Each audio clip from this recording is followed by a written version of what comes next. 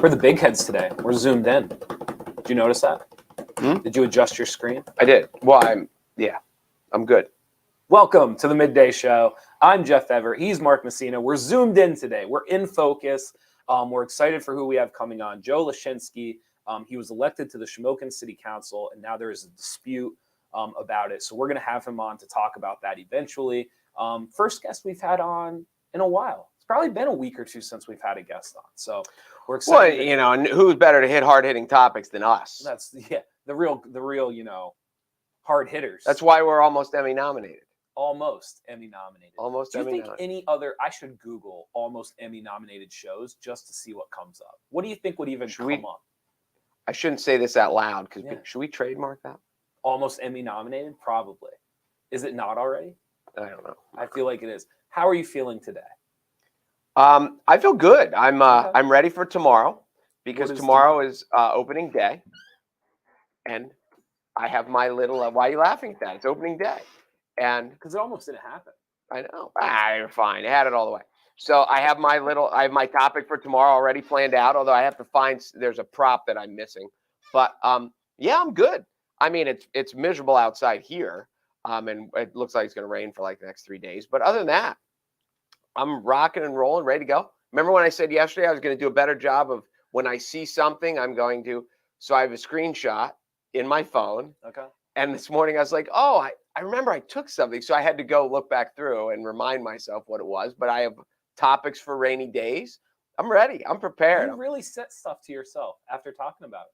I was scrolling through and I saw it and I thought it was cool to talk about. So I took a picture of it. Okay. And but did you send it to yourself or you just have it on? I just have it in my like photos. I have a screenshot. Now here's what's going to be. But then today I remembered that I did it, but I couldn't remember what it was. So I had to scroll back through and find it. See, this is what's going to be the challenge, though, is you're going to want to click back to that link and you're not going to be able to. But I think I have enough now that I can Google it. You could find it again. Yeah, I think I probably could. You feel that strongly? I have. I've upped my game. That's all I know. Okay. It's better than it was before because I would be sitting here thinking, yeah, I saw that. Do you have like an opening day routine? Like, do you legitimately watch open day? I used to, obviously. If you are in a baseball city, opening day is like a holiday. Okay. It is. People take off work, they go downtown. If you're at home, if you're the homo, if you're on the road, then you got to wait till it comes. But when I was in Baltimore, when the Orioles used to always open at home, and I mean always, because for a long time it was the closest place to Washington. Yeah. So if the president or the vice president wanted to come, they came to Baltimore. Now that the Nats are there, Orioles don't matter. Is it also true, and not that this would necessarily matter, but I was told that your location within your division can dictate whether or not you get the first home game because the southernmost teams typically get the opening day. They did that a couple times, but they stopped because they realized that, like, it's hit or miss. Yeah, like you don't really, from a business standpoint, you don't want more home games in April because opening day sells out everywhere, and then the rest of April sucks. So like these southern teams are saying, like, well, don't load us up in April and then give all the Bostons and the New Yorks and the Philadelphias all June, July, and August because that's when we need to draw when the kids are out of school. Gotcha. And there's no urgency to the beginning. It's like going to an NBA game in November. You're like, we don't have to go in November. It's a long season. I get your point. So anyway, before we do bring Joe on, because we're going to talk to Joe Leschinskie today, the whole Tiger Woods thing? Are you there's two things at some point we need to talk about, maybe later this week. We need to talk about Tiger Woods coming back. We also need to talk about the Joe Paterno documentary that is going to be coming out as well. Yes. Because those are two figures beyond sports. The conversations surrounding those two people are fascinating. I just hope Tiger makes the cut. They keep talking about how he just hasn't played. He hasn't been able to physically play. So it's on Wednesday. It's a great story.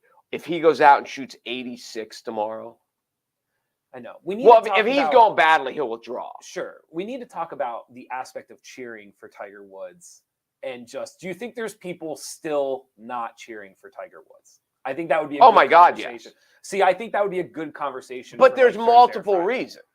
There's people that still don't cheer for him just because he's black. There's people that don't cheer for him because he was is philanderer the right word? He wasn't the greatest husband ever. Sure. I don't think there's any debate about that. But whatever. But you're a man, so whatever.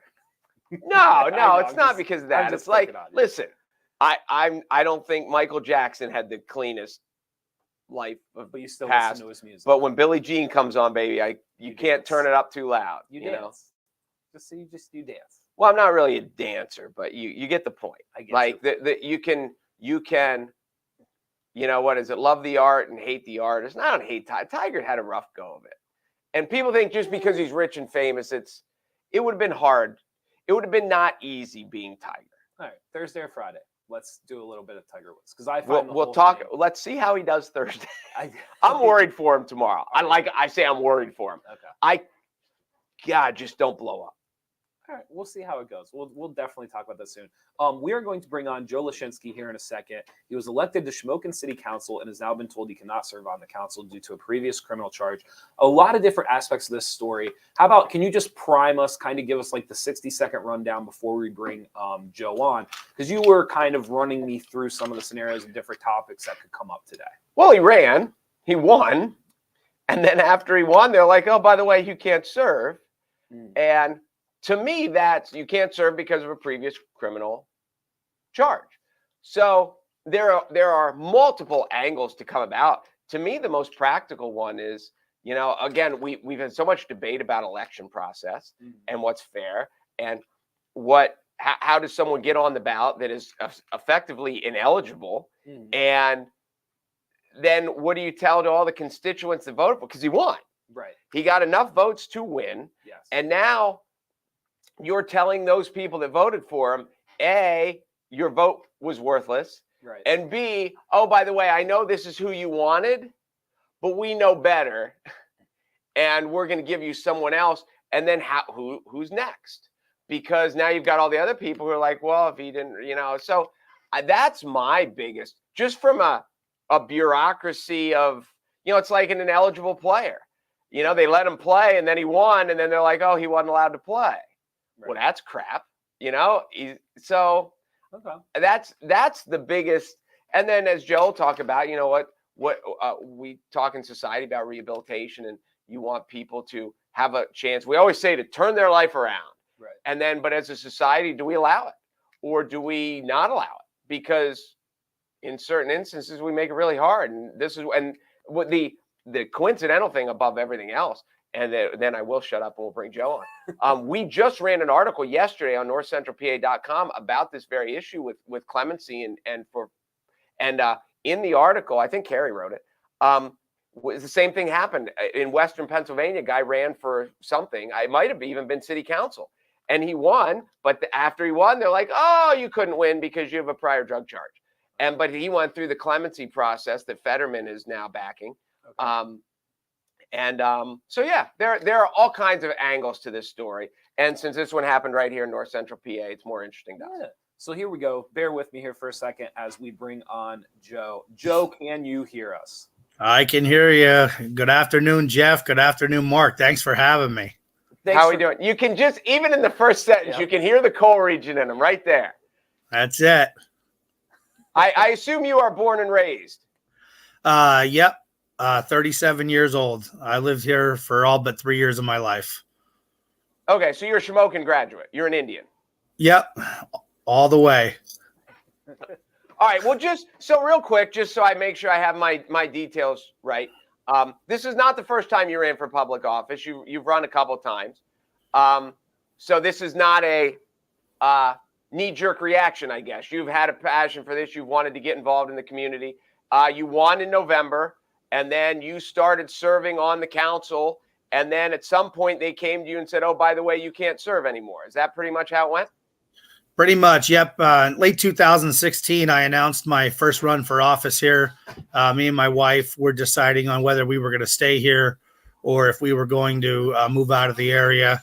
And we decided to stay, moved to my family's homestead here in Shamokin. And at that point, I decided that, well, if I'm going to be here, I want to make a difference in the community. and there was a mayor election coming up in 2017, and I never had thought about seeking public office before, but the more talking with people in the community, and there was a census for me to run for mayor. So the day I was officially qualified for the ballot, we had to get 100 Republican signatures in the city to get you qualified for the ballot. And the first day, actually, was from day one. My background came out in the news item. That's how I was introduced. That's our local paper here. My background was listed while the other candidates were celebrated for it. And I thought it was kind of odd. I wasn't expecting it, but I knew that I had no shame or issue on what happened because it was something that I did. And I had no issue owning up to it. But then it continued and continued. And I had a May primary that year. I lost to the man who eventually became mayor at the time. And then I decided in 2019 I was going to give it one more run, and ended up coming up just short by 32 votes. Again, got primaried.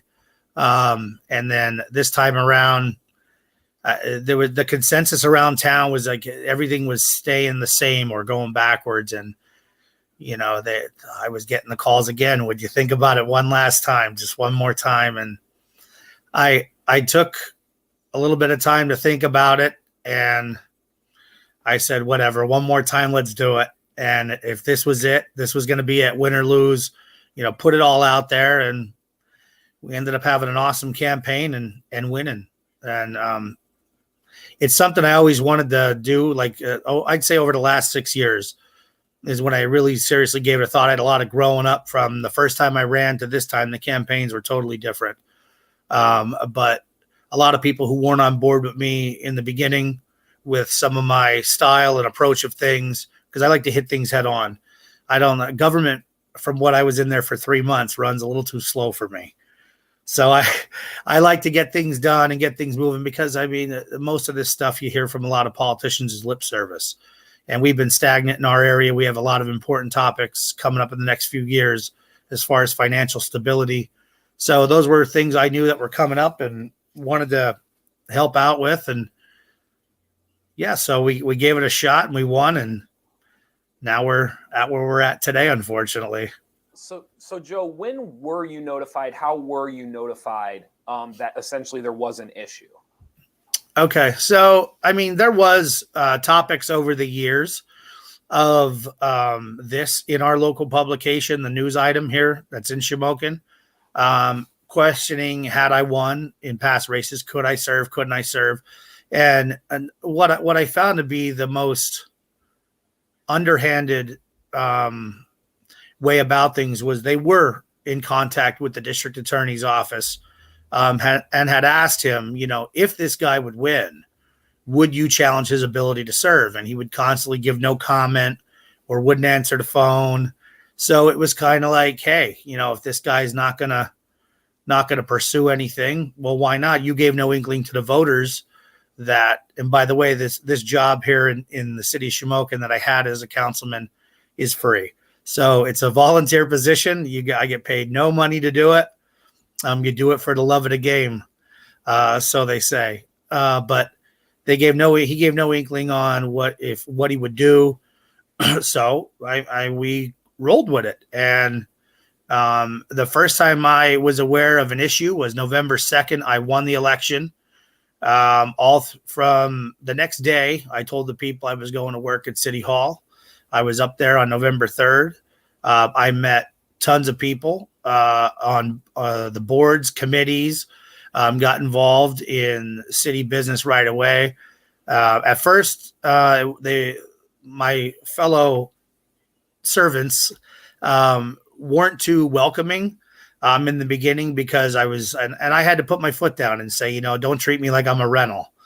I'm gonna be here, and I expect to be here for 4 years. So regardless, it was December 29th. There was a knock at my door. I was actually ready to go out with friends for dinner, and it was a Northumberland County sheriff, and he had paperwork saying that there was an injunction, a quo warranto injunction filed against me and to appear at the courthouse January 3rd at 1 o'clock. Now, I want you to think about this. So we're at December 29th, which was a Wednesday. Thursday was a day of business. Friday, everything was closed because of the new year falling on the Saturday. So realistically, and it was just an order to appear for 1 o'clock Monday. So I'm sitting here thinking I have one business day to contact an attorney, number one, who will take the case. Number two, find a way to pay thousands of dollars for that attorney. And number three, file an answer to the district attorney's complaint. And number four, have him ready and available a few days later into the weekend. Well, I knew from past experiences what he was trying to do. I felt at that point he was trying to underhand and undermine the voters here by trying to move something along that quick. And what our top attorney in the county failed to do was when you file a civil action, it's required under civil procedure to be accompanied with a 1018-1, which is a notice to defend. It gives the little letter you get that says you've been sued, take this to your attorney. And then the key in that, though, is you have 20 days to obtain representation and respond.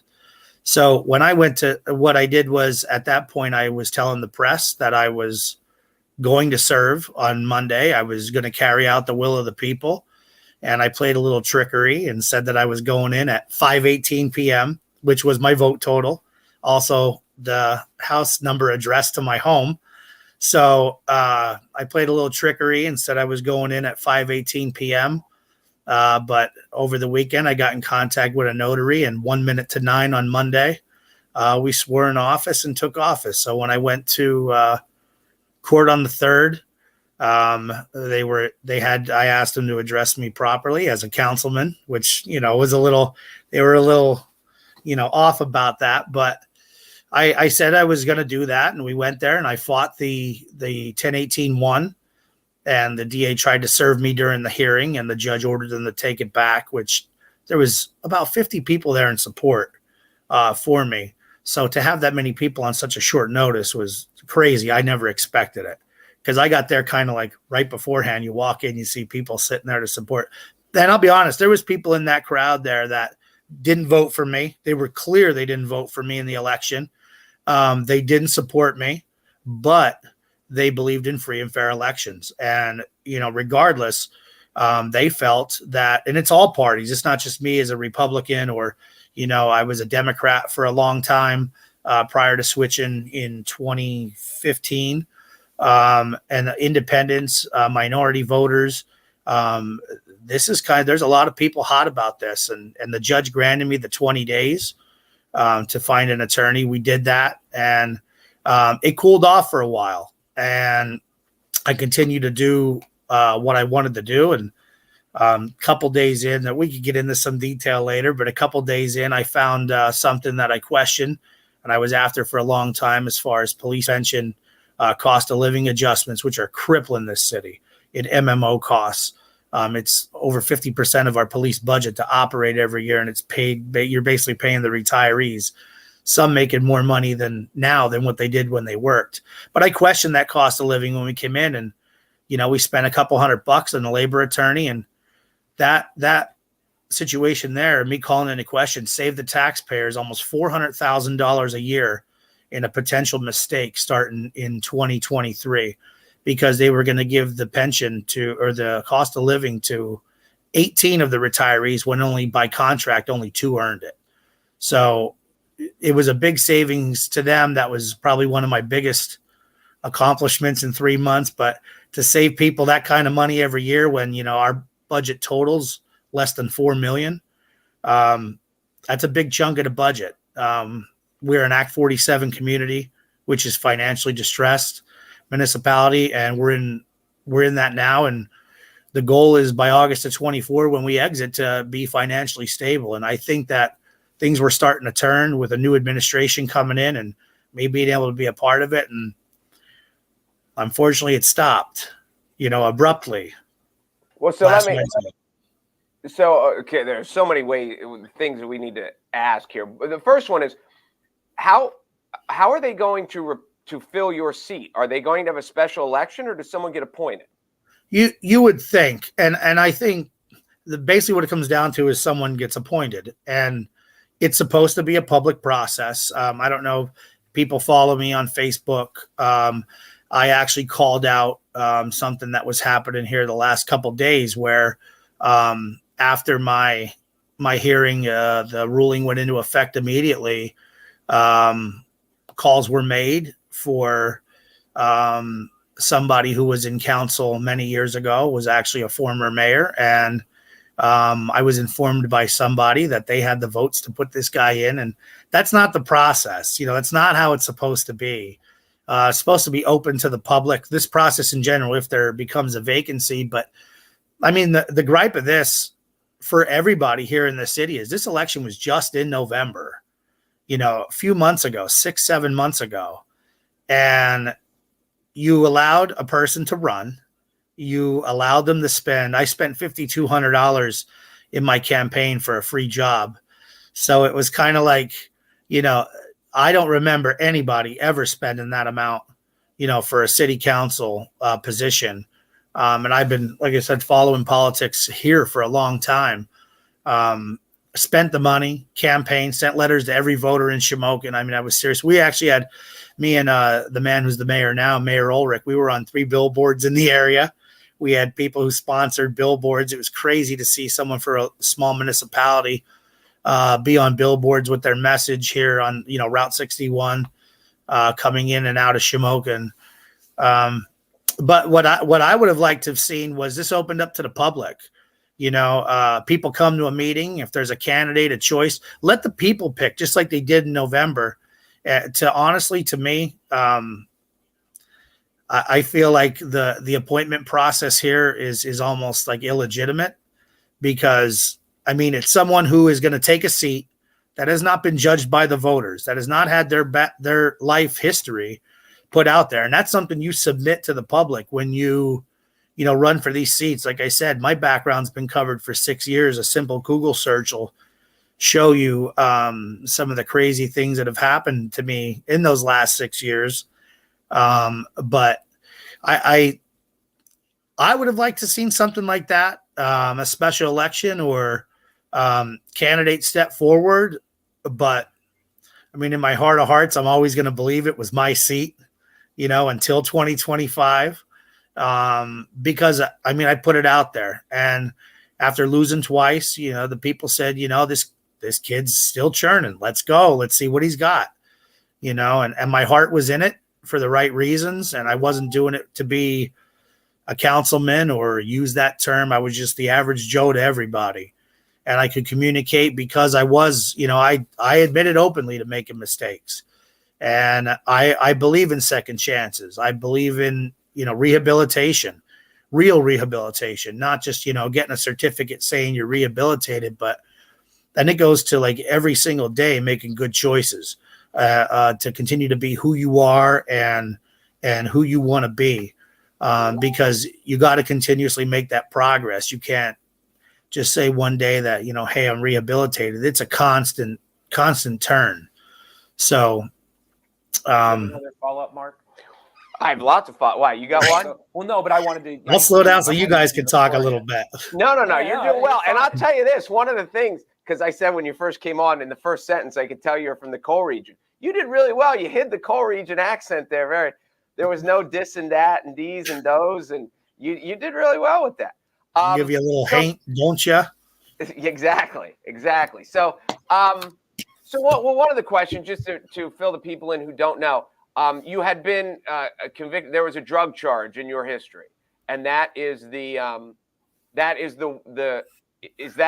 the stipulation that they ruled to, correct? Yeah, possession with intent to deliver. And just to give the people here who are watching kind of an idea of what the amount was of, it was cocaine, and it was amounts to the size of a round small Tylenol pill. So that's right now is what they ruled on. I took a plea deal for that because I admitted to my wrongs, and I thought I was doing the right thing, I didn't try to fight it. I didn't try to hide it. But yeah, that's what it was. So it amounts to the size of a Tylenol pill. So I assume then back in the day you were a user and now you're clean.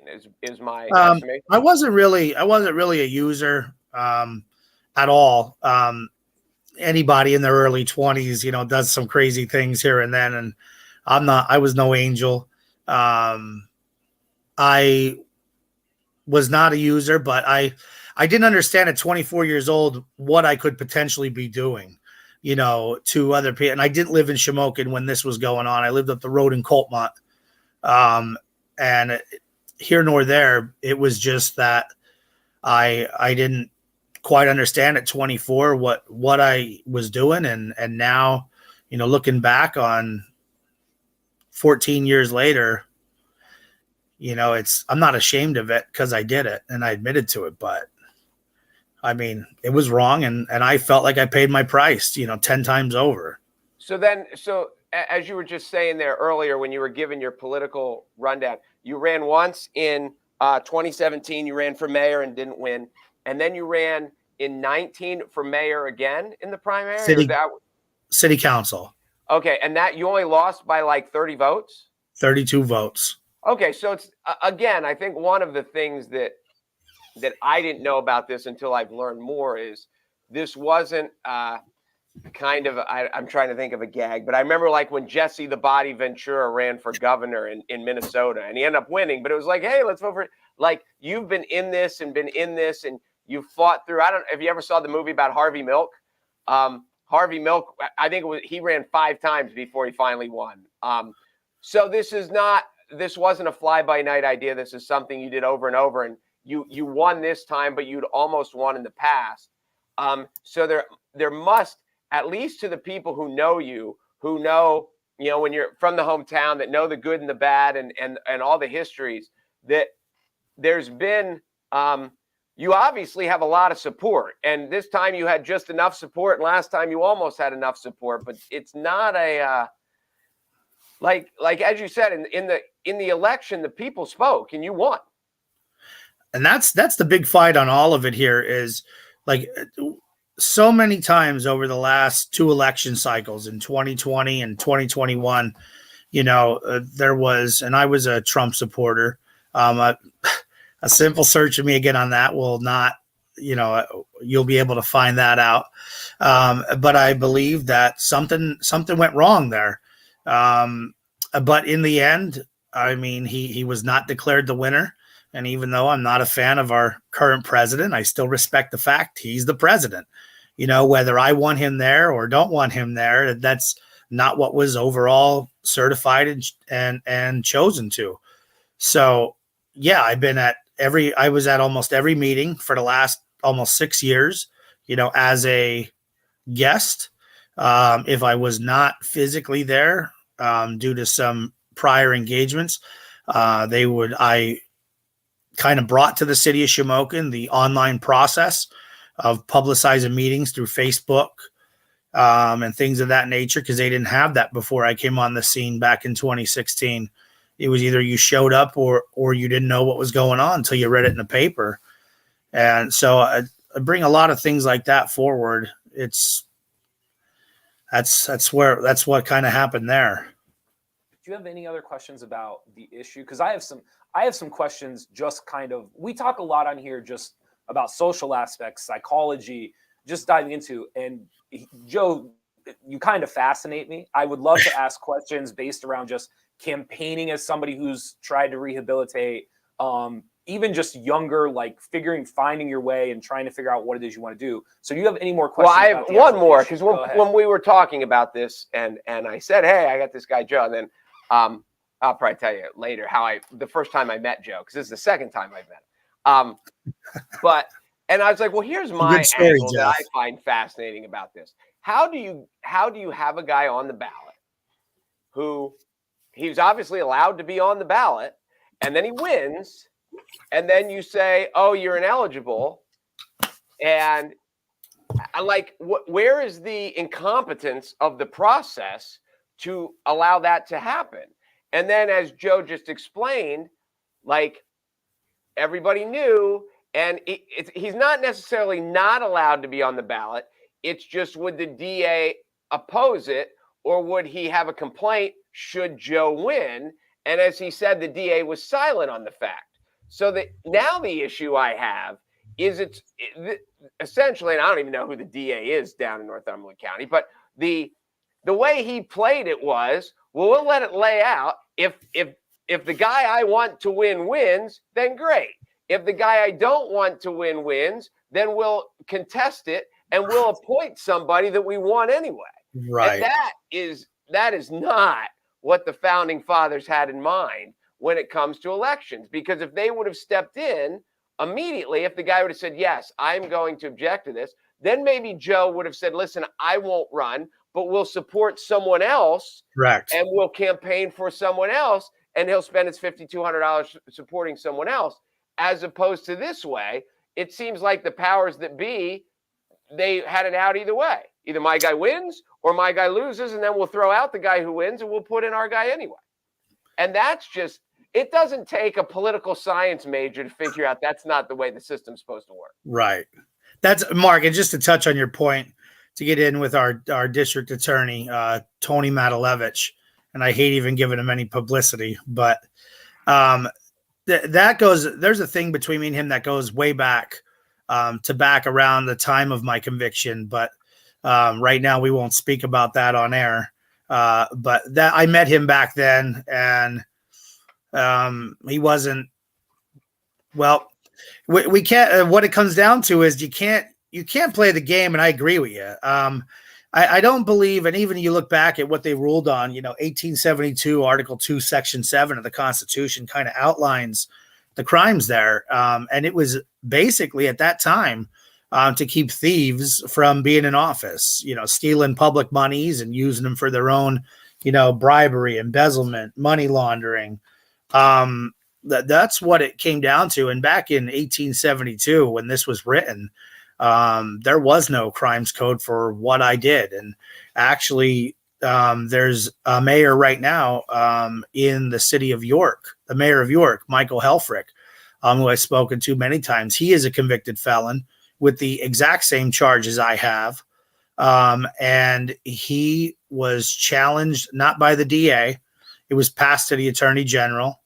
Attorney General passed it back to York. And the mayor at the time, Kim Bracey, challenged him with a quo warranto, and he went in front of Judge Linebaugh in York County Court. He won a write-in for city council back then, and when the judge ruled that his crimes don't fit infamous crime.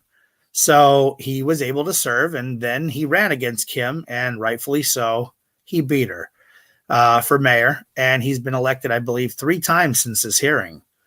Since this ruling came out, I'm happy for him. I wish I was in the same circumstances here, but what I understand, it seemed like he had a DA who favored free and fair elections. Now, I'm not disrespecting our Board of Elections. Like, I want to be clear on that. Like, our Board of Elections in Northumberland County, Nate and Lindsay are top notch. They certified everything correctly. Everything was checked over. Everything was good to go. It came down to a personal move that I think that we need to certainly look into. Hey, if this rule's got to change, or this law has got to change.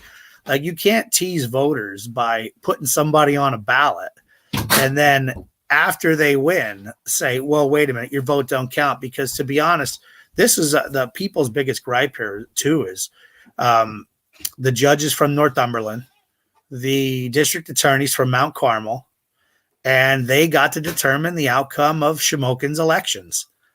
And I don't think that's right. And neither do, I can guarantee you, none of the 517 other ones here agree with that either. And you, like, there was a lot of work put into this too. It wasn't like you said a flash by night thing.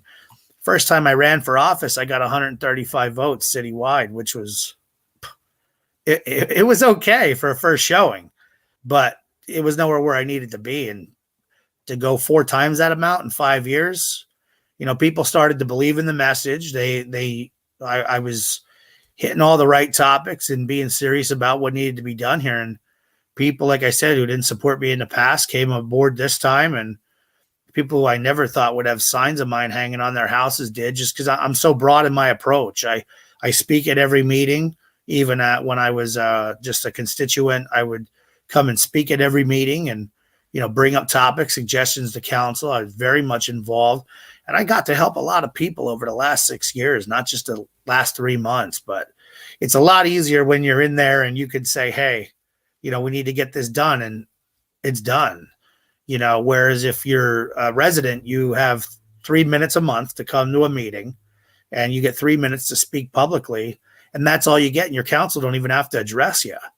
So that's where, like, it was different. Like I was involved in community projects, involved in turning ideas for the downtown here, and trying to find a way for us to generate own revenue to get us out of this Act 47. Because, being overseen by the state is very tough, and you need people who are motivated. I was at City Hall almost every day, except when I was recovering from 2 surgeries I had in February and then in March, but still within a day or two, I was back up there. I enjoyed what I got to do. And I just think for outsiders to interfere in our elections is wrong. If I thought that the district attorney, and I think he should have and had the duty and obligation, like he claimed he had to file this, which he didn't have to, he chose to. He should have had a duty to the voters to tell them, hey, if this guy wins, I'm taking him off. And you're absolutely right, Mark. I would have then, if that was an issue come right out from the box, I would have considered, it was reconsidered. It was talked about privately with people who I was closely campaigning with, that if not, we would find a replacement and work with the Republican Party in the county to see who they would recommend goes on the ballot in my place. And I would have been fine with that. But, you don't let somebody run, then let them serve, and give the people 3 months of service on a 4-year term, and then you pull the plug. That's the thing that really hurts the most, is being able to serve for 3 months and finally accomplishing a goal you set out 6 years in the making, and just to have it ripped away from you, it's horrible that it's even allowed to be done. So Joe, I want to ask you some questions about yourself personally, but before we get to that, Mark and I, a lot of times, if we don't disagree, we will intentionally play devil's advocate, right? Just to see the other side of things and to hear the other side's point of view. You've clearly thought a lot about this. You clearly have your P's and Q's in order. From a devil's advocate side, can you see a perspective from the other side that makes sense to you, or could you see why they're concerned? Is there something when you put someone else's shoes on, when you put yourself on the other side of it, is there a part of it that you understand, or is it really just, it's hard for you to even understand where they're coming from? Well, I play devil's advocate a lot of things, and that's in my thinking process, try to look at all angles, pro myself and then, negative myself. And I knew that putting my name on a ballot, this was going to be a topic of my background. And, to me, it was kind of like, the first time it was out there in 2017, for a couple of days, I didn't go anywhere. I was kind of like, oh boy, in a newspaper, you know what I mean? Front page. And after a while, it was kind of, people got to the thing of the voters on here were like, who cares? Like, you never made a mistake, or, the people were just like, go for it. So to see the other side, I mean, I've seen some negative comments on Facebook. I like to read, and I do see some negative comments. One guy was blaming me for wasting the people's time and wasting the votes. And, come on. I mean, I can't see, this process needs to be fixed. Like, it just has to be fixed. You can't, when you're playing with, the crazy thing is, if I ran for U.S. Senate or U.S. Congress and I were to win, they wouldn't be able to remove me. So, it's crazy that the process of how this works, and it's, down to personal choice. To me personally, that I don't believe if you're not able to serve, you shouldn't be able to run, period. But I believe, honestly, anybody who puts their name on the ballot if they have enough public trust and they win, then they should be able to serve. Like, I understand in the totality of it to join with those Article 2, Section 7 crimes that are listed, immortal crimes like rape, murder, things like that. But I mean, come on, you get sentenced to pay your time for a crime, and you serve it, and you serve it, and you serve it, and you serve it, and you pay your debts. And how much do you want out of somebody before you really, reach that pinnacle of rehabilitated or second chance at society? I mean, it's effective. Well, I was just going to say before we just found the problem that you just ran for the wrong office. You should have just run for Senate. So it was your fault all along.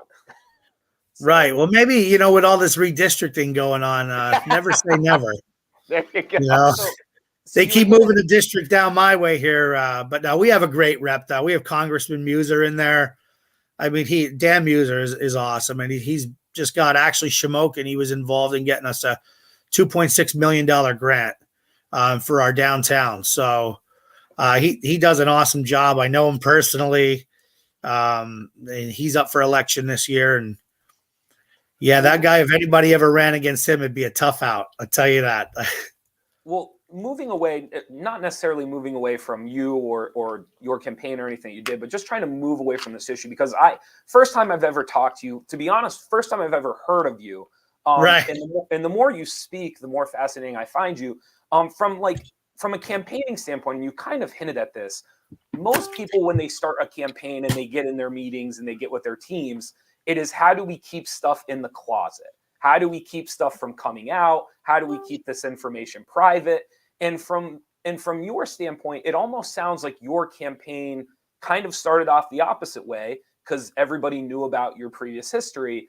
Can you just talk to us, like, the mental hurdle, the mental gymnastics of campaigning when the goal isn't necessarily to keep stuff in the closet? The goal is, like, the stuff is already out of the closet. You're right. And I never really thought of it that way. You're right. A lot of campaigns, like, they want to keep things inside, and if people figure it out, then we let it out. We try to backpedal and explain. Like, I was an open book from day one. My favorite part of all of it is the campaign process.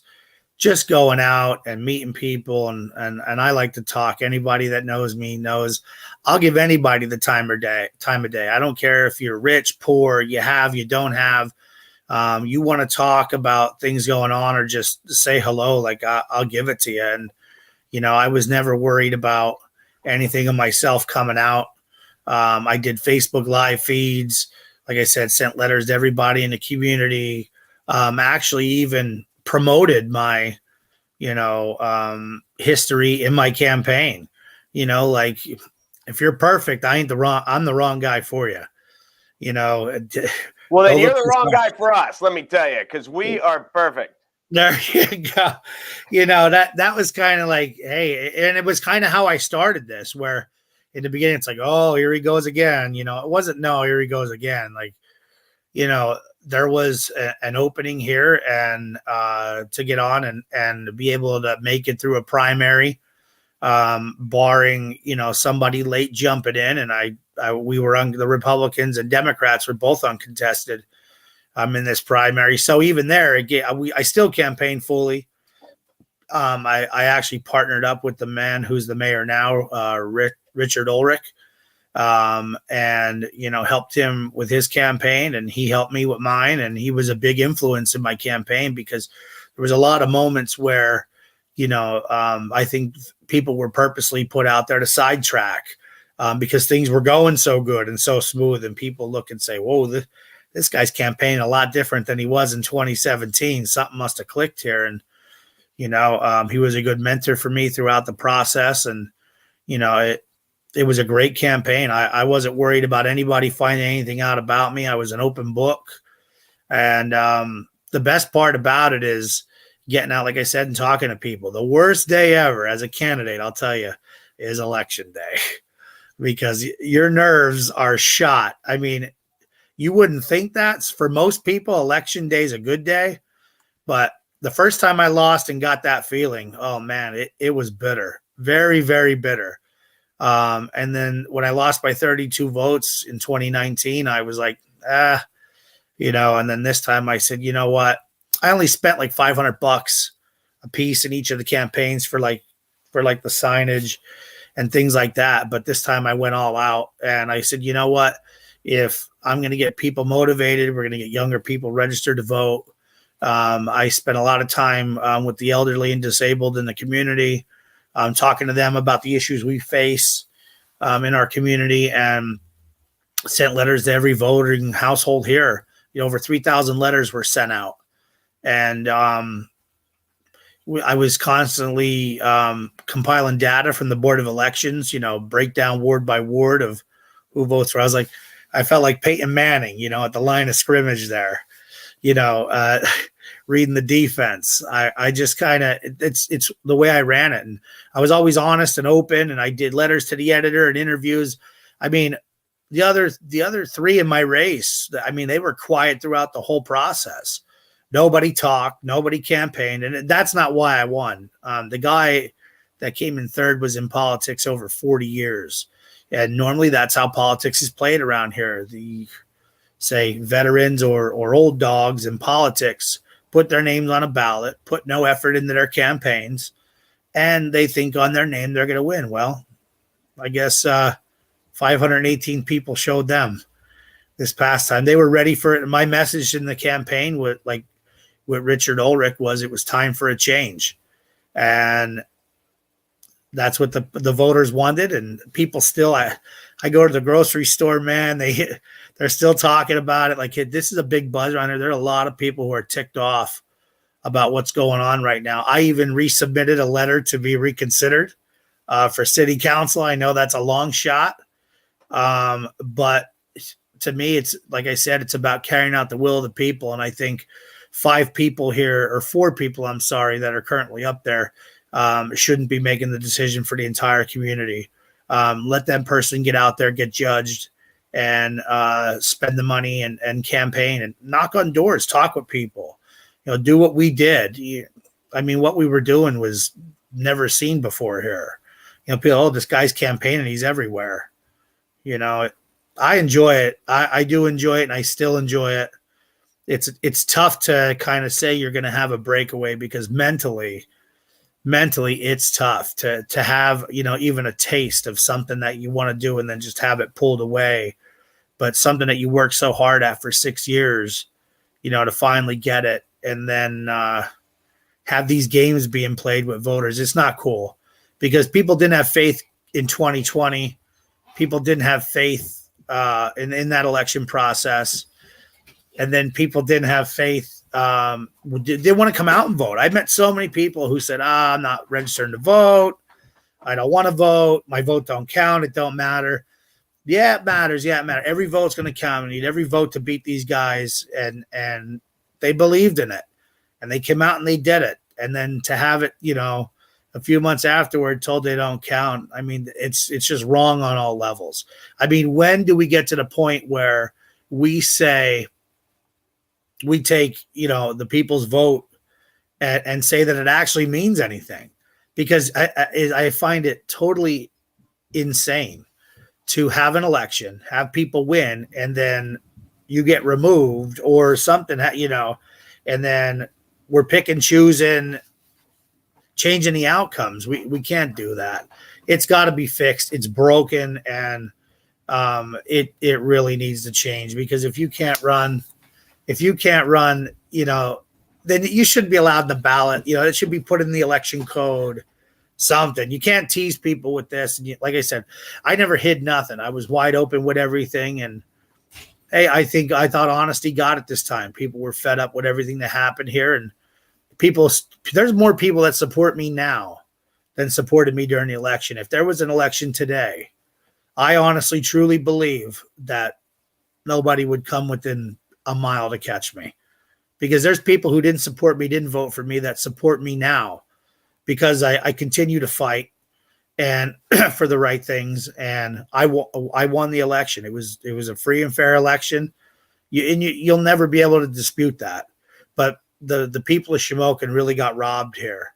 of something good and a hard worker who was up there every day. I was up there for 3 months, and I don't mean to throw other people I served with under the bus, but some people they get in office and they're meeting what do you call them? Meeting council people. They show up on the days of meetings twice a month, and that's all you hear from them.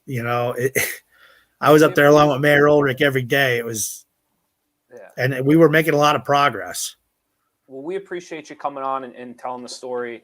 Mark came to me, said we're going to have this guy on, and we kind of started to dive into it. So we appreciate you taking the time. And I want you to know, I said he's from Shamokin, and Jeff said, hell no. He said, I don't like anyone from Shamokin. I said, no, they're good people down there. So that couldn't be further from the truth. I will tell you this, though. It's the Cole region. No. It's just the region. Anyway, it's the Cole region, and my hometown of Blossburg actually has the State Coal Festival. So so we claim the State Coal Festival, even though we are not from the coal region. Okay, so I have 2 quick questions for you before you leave. Number 1, next time I'm in Shamokin, when I go to Coney Island, what should I be ordering? What is your go-to at Coney Island? First thing, you got to bring cash. They don't take cards, so make sure you got cash on you. I'm a fan of the burgers, fried onion. Got to have fried onion. Same thing with the hot dogs, fried onion.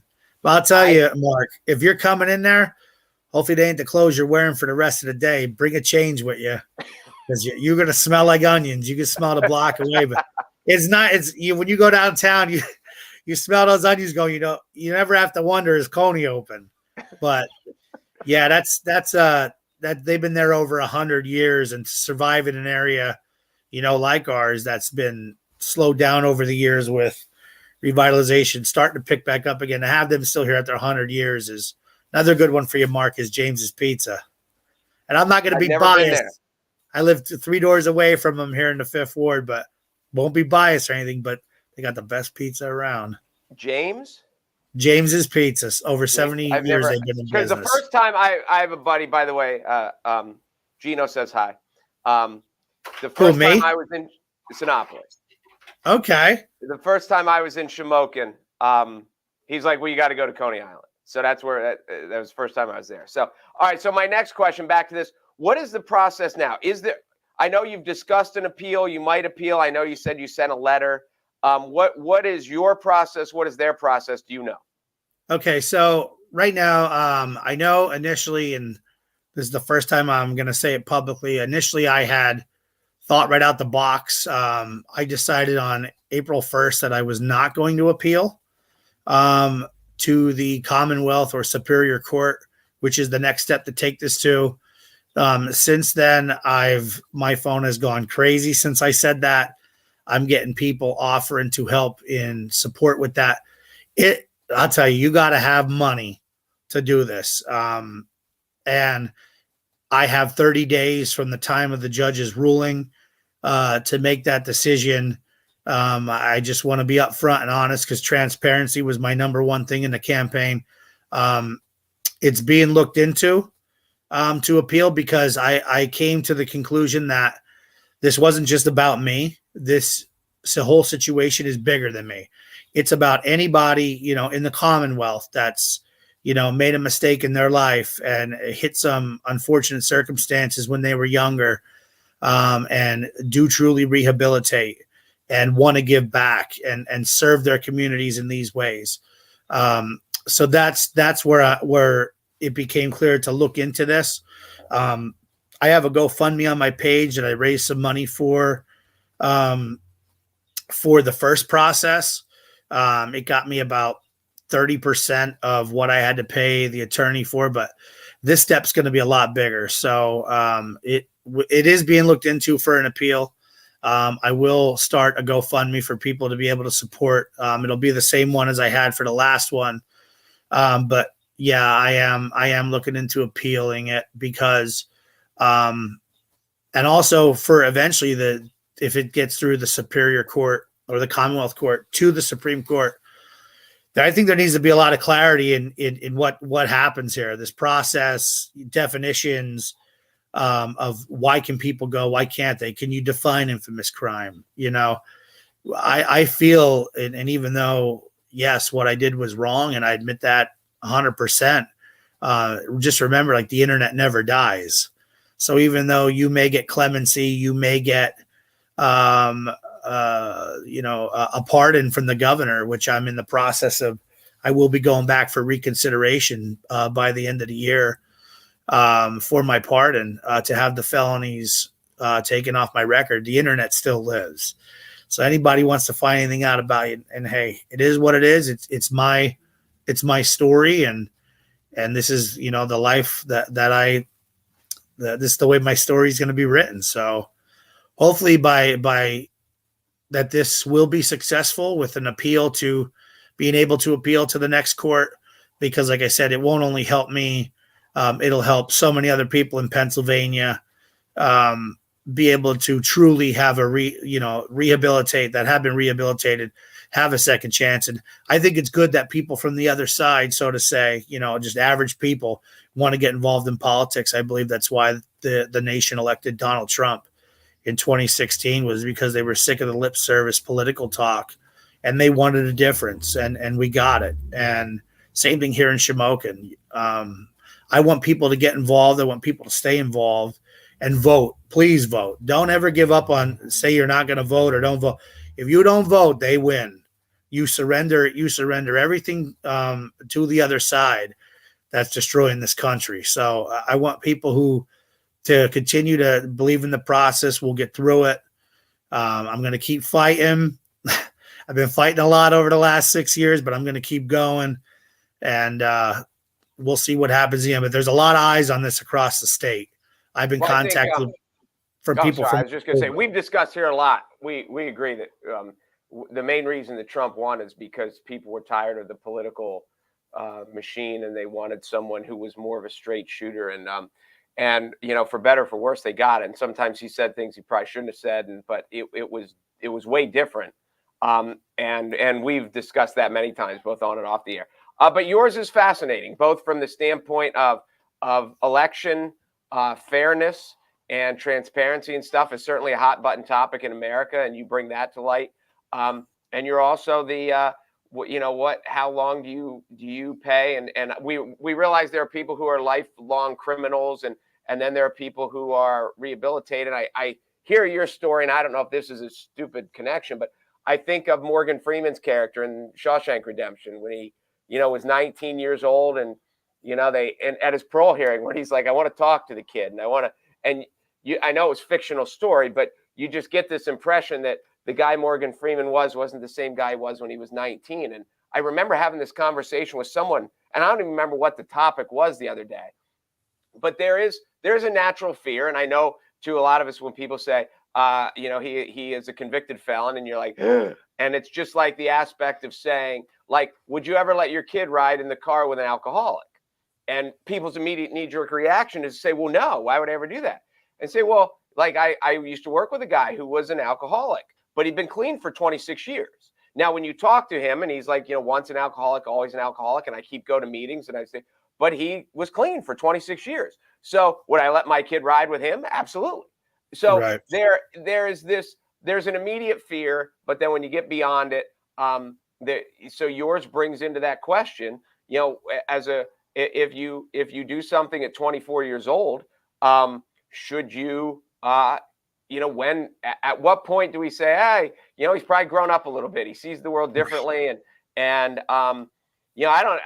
saw the movie W. I don't know what our president, what George W. was doing at 24 years old, but I saw the movie. It looked like he was having a good time too. So, I don't know. Yours is a fascinating story from multiple sides of it. And the third side of it too is small town. Like, you're not a stranger there. People know you. They know the background, and you were elected. And that's the thing that I think that they still, that somebody looked at the people and said, you voted for yourself, so I won't count you, but you 517 other people, you were wrong, and I know better. And even though you had all the evidence out in front of you, and you looked at the ballot, and you made your choice, and you voted for him, I'm just here to tell you that I know better, and you people were wrong. And that is a slippery slope. Yeah, that's the main point of my end with the the balloting process. When do we stop telling people? When do we start to turn the corner of making people believe that their vote really does count? I mean, I'm not the only one that was elected in Pennsylvania that had a criminal history this past election cycle. There was a couple others that had reached out to me. And I mean, at what point do you say that you put faith back in the process of voting? Because to me, it's as sacred as, people who go to church every Sunday or, worship. To me, that's who you choose leads your communities. And in these small communities like mine we only have about 8,000 people here. This is where it matters most. People say, well, I'll only come out and vote in the presidential elections or, the county. I always try to tell people your local elections, like, where you guys live, those are the most, your borough council or city council, or those are the most important elections you could vote in. In the presidential election, you're one of 130 million, which is a very small amount, and it goes state by state. But in your municipality, I mean, that one vote, every vote counts. There's been elections here decided by a vote. And I can't understand and wrap my head around the process of allowing somebody to run, allowing them to serve. And then all of a sudden you say, nope, you're infamous based on probability that someone would offend or reoffend. We got to stop playing with elections, period. I mean, if you go on a ballot and you win, no matter what, if you win and the people put you in, you should be able to serve. That's my view on it. And it would take, I wouldn't be able to ever bend on something like that, because we have to people believe in the process. If people don't believe in the process, they're not going to go out and get involved. They're not going to do it. And our communities will continue to crumble. You'll have the same people have lifetime politicians in office. And I'm glad that people like me and others like me have stood up and went and put their names on a ballot and were successful. And I support people with second chances, and all those people that won here that in Pennsylvania in 21 that their DAs told them that they're trying to get them out now.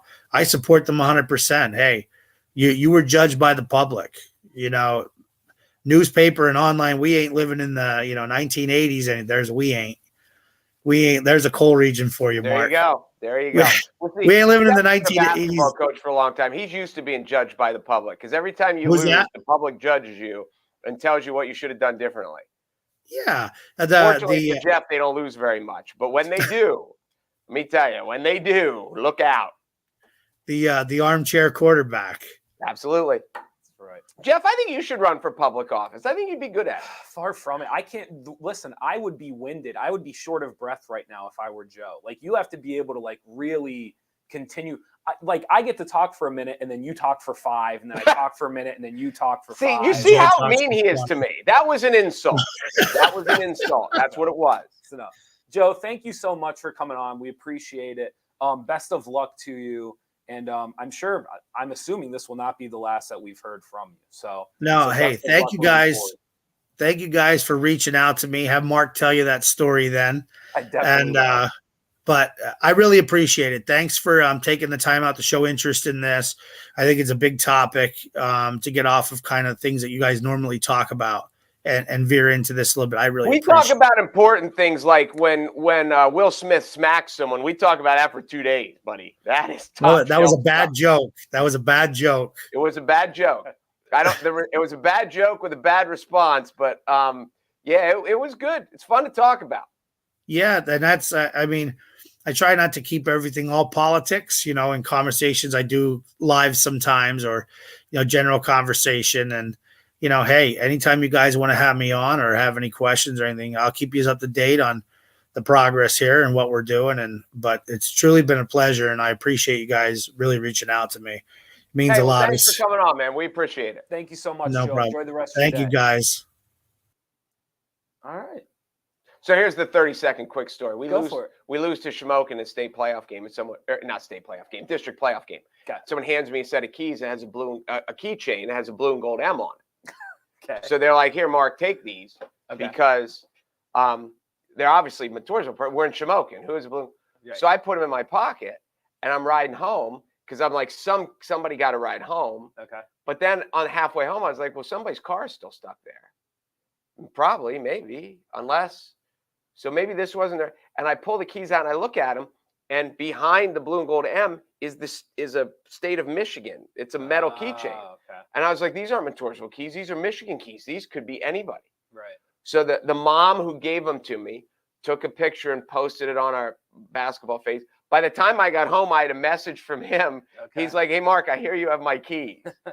So I was 10 minutes after I walked in the door, I'm on the phone with him and we're figuring out how to hook up. And like I said, I got halfway home and I realized they weren't Montoursville. And now I feel like the biggest idiot in the world, because I was like, if I would have really looked at them and said they're Michigan, then we could have found them. But anyway, so yeah, that's how I met him. And then so we became Facebook friends through that, because that's how we communicated first. Okay.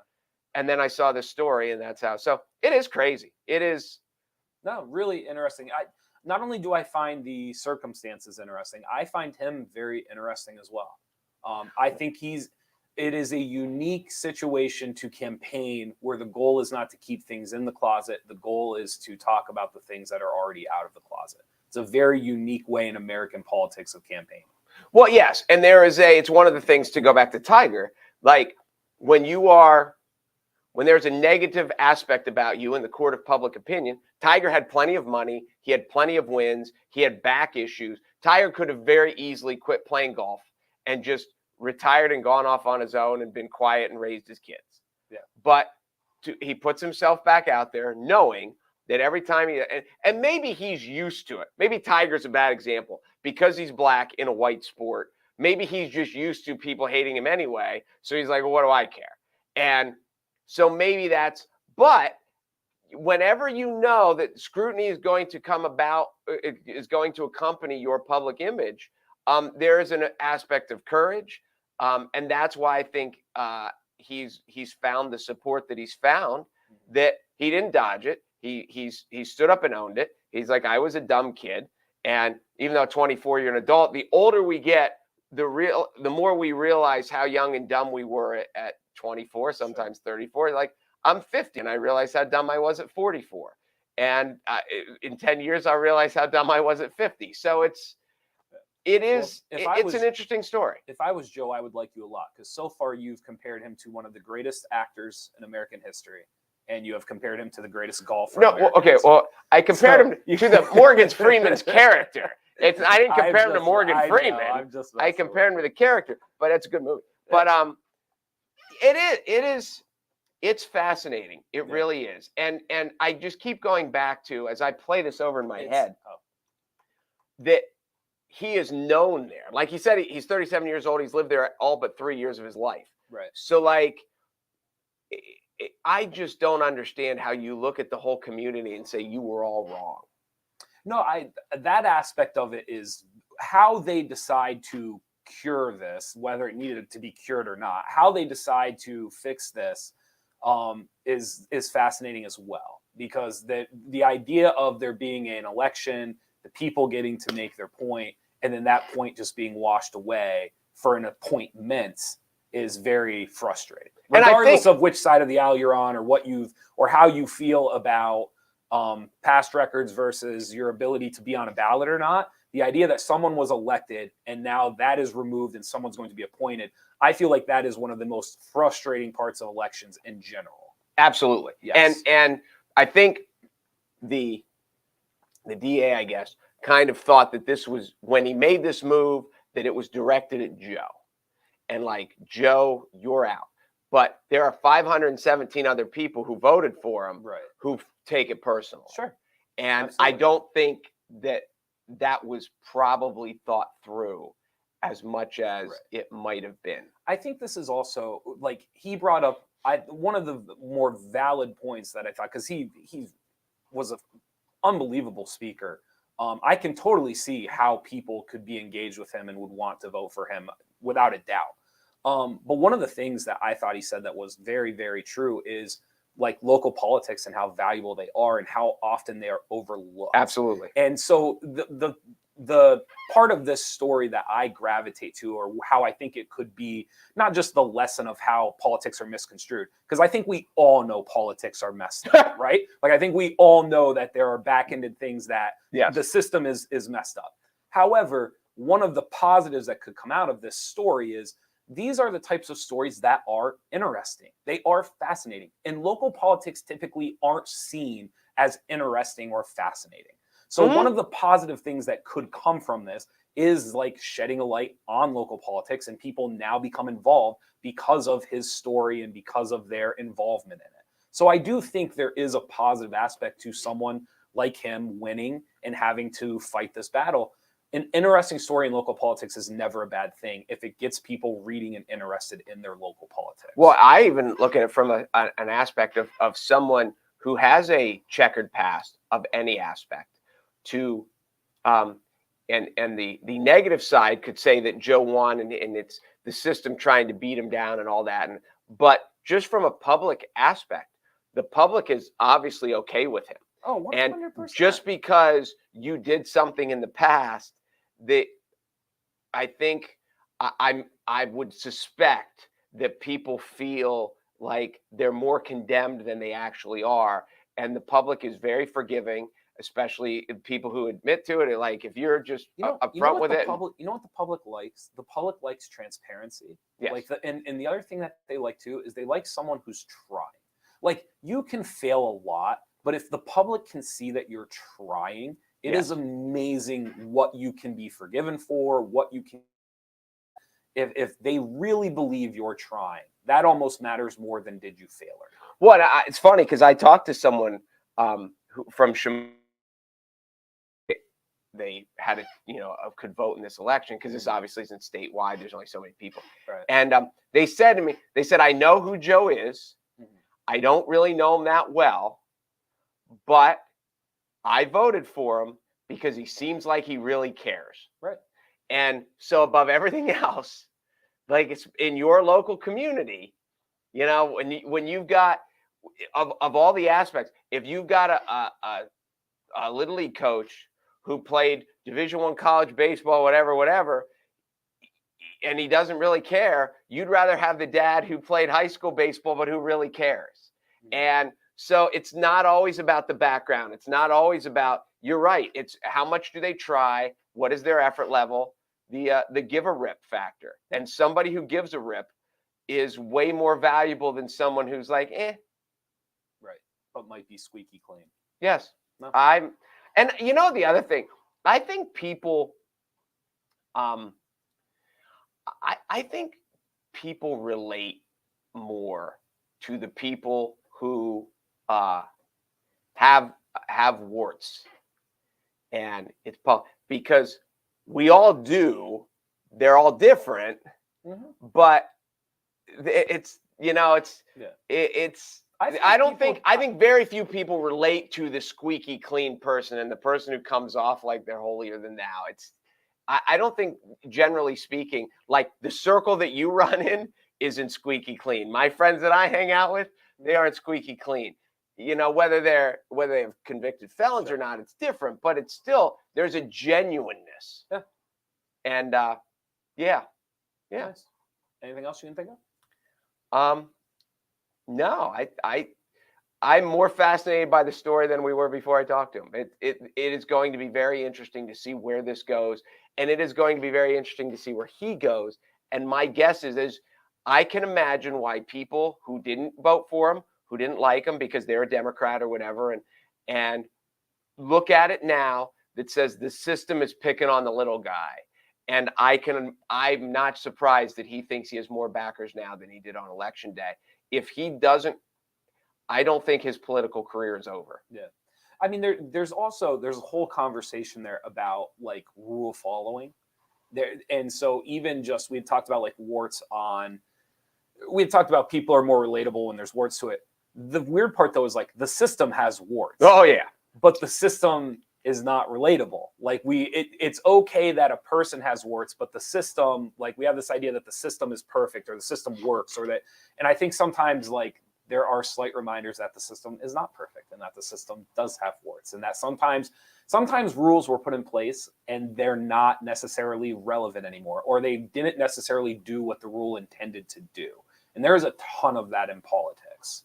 There are a lot of rules or bases that were put in politics that were supposed to stop one thing and ended up curbing another, right? Or it was supposed to fix this, but it actually ended up hurting that.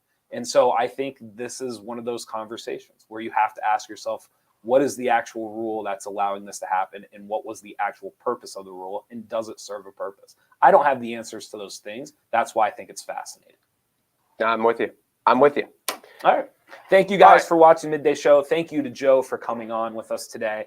And we will be back tomorrow. Be sure to go to NorthcentralPa.com for all of your local. And again, before we cut out, there's an article from yesterday. It says something about second chance felony, and Fetterman, who is the state assistant district, Pennsylvania State Attorney General assistant or something like that.